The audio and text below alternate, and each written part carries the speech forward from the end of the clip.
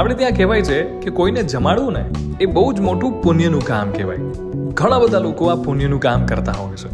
અને આજે vibes of India ગુજરાતીના આ સ્પેશિયલ સેગમેન્ટ ચટાકોમાં અમદાવાદના આશ્રમ રોડની આ સ્પેશિયલ જગ્યા પર હું તમને લઈને આવ્યો છું કે જ્યાં માત્ર થાળીમાં જમવાનું નથી પીરસાતું, એની સાથે સાથે અઢળક પ્રેમ પણ પીરસાય છે. આ થાળીમાં ક્યાંક ને ક્યાંક ઘરના સ્વાદનો એ યાદ પણ તમને મળે છે. ત્યાં માત્ર હાઇજીન નહીં પણ એની સાથે સાથે તમારા ખીચાનું પણ ધ્યાન રાખવામાં આવે છે. અને આ જગ્યા એટલે કસ્તુરબા કેફે.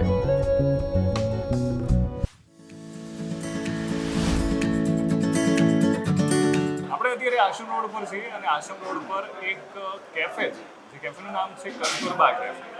અને બહુ યુનિક પ્રકારનું કેફે છે. અને શા માટે યુનિક છે અને બીજા બધી જગ્યાઓ કરતાં કેમ અલગ છે, આપણે એમના જે ઓનર છે હર્ષિદા રાહુલ આપણી સાથે છે. Welcome to vibes of India અને અમારું જે સેગમેન્ટ છે ચટાકો, એમાં તમારું સ્વાગત છે.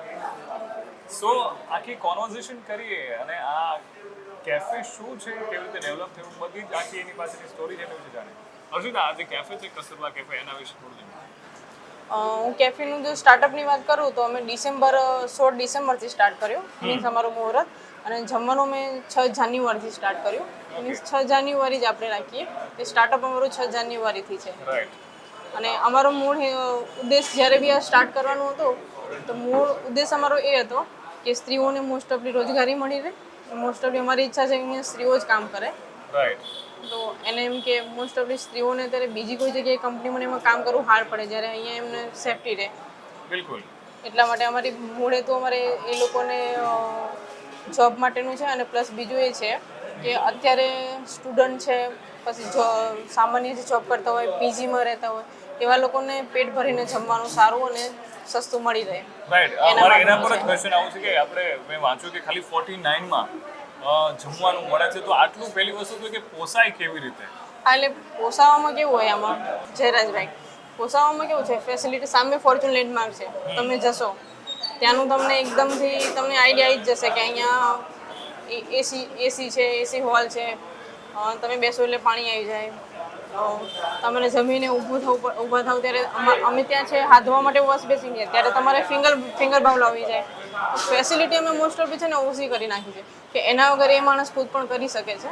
ફેસિલિટીની જરૂર નથી, કમસે કમ માણસ જમી શકે ને એટલું આપણે કરીએ તો ડીશના ભાવ પોસાઈ જાય. અમે પાણીમાં છે તો કુલરની જગ્યાએ અમે અત્યારે માટીના ઘડા જ માટલા રાખીએ છીએ.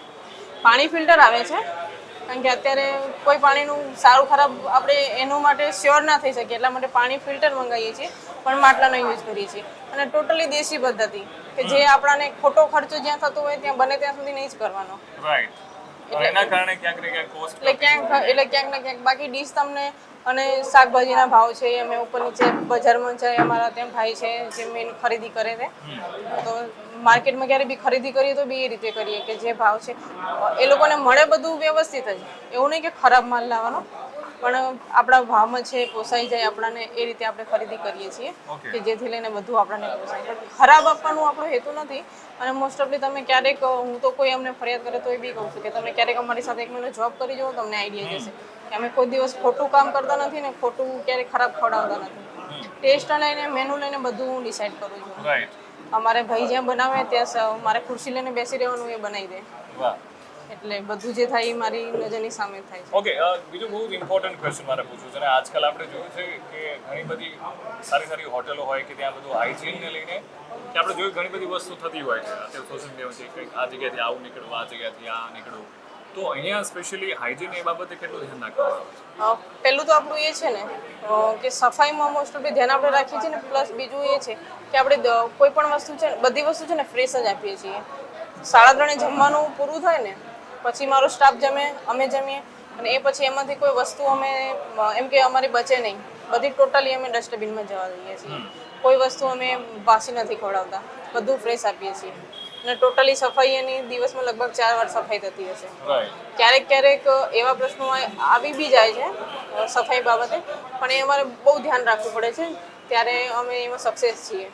રાઈટ. અને તમે આટલો પ્રેમથી લોકોને જમાડો છો, તો તમને આવો વિચાર કેમ આવે કે આ પ્રકારની વસ્તુ કરવી છે?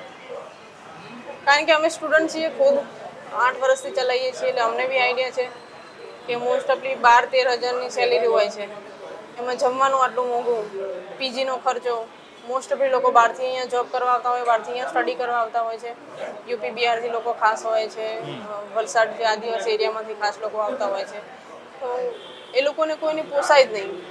જે અત્યારની જે જનરેશન અત્યારે આપણે જોઈએ છીએ ને, જે ખર્ચા છે અને જે ભાવ જોઈએ જમવાના લઈને ગમે તે ભાવ જોઈએ, પોસાય એમ નથી.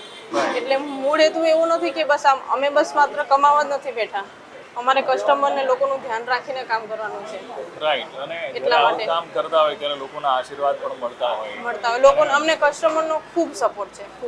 ક્યારે કોઈ કસ્ટમર અમારાથી કોઈ ભૂલ થઈ જાય તો એ અમને આમ પ્રેમથી, એ રીતે નહીં કે કમ્પ્લેન કરી છે, બટ બહુ પ્રેમથી અમને કે આ ભૂલ થઈ છે, નેક્સ્ટ ટાઈમ ધ્યાન રાખજો, અથવા તમે આની જગ્યાએ આમ કરો, તમે સારું રહેશે. તો અમને બહુ સારું. અમે ક્યારેક ટીશ્યુ પેપર ને એવું બધું અમે ક્યારેક બહુ ઓછું યુઝ કરીએ છીએ. એક તો આ જે વૃક્ષો છે એનું નુકસાન થાય છે એનાથી વધારે, અને પ્લસ કે આ ભાવમાં પછી આપણાને એ બધું પોસાય પણ નહીં. તો અમે ક્યારેક કહીએ કસ્ટમરને તો એ સ્વીકારે કે ના ના, પોતાની હેન્કી યુઝ કરી લો, સારી વસ્તુ. બિલકુલ. અને મેં જોયું કે અહીંયા થાળીનો ઉપયોગ નથી થતો.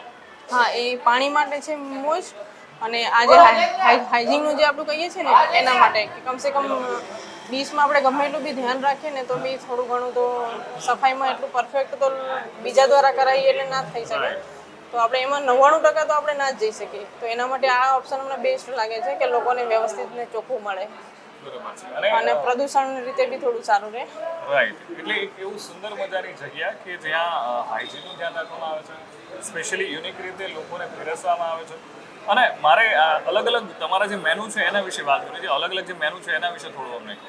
હા, મેનુ જે અમારું છે ને એ રીતનું છે ને કે કોઈ પણ સામાન્ય માણસ રોટલી શાકથી પણ લઈ, અને અમારે અહીંયા મોસ્ટ ઓફલી ફેમિલી પણ વધારે જમવા આવે છે.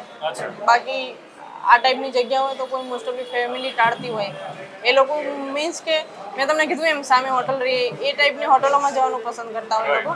બટ અમારો પ્લસ પોઈન્ટ છે કે અમારે ફેમિલી પણ અહીંયા બહુ જ વધારે આવે છે. મોસ્ટ ઓફલી ફેમિલી બી આવે ને તો અમારી 120ની ડીશ છે ને તો એની અંદર સીવીડ છે, ફરસાણ છે, એમને ટોટલી ફૂલ ડીશ પણ મળી શકે.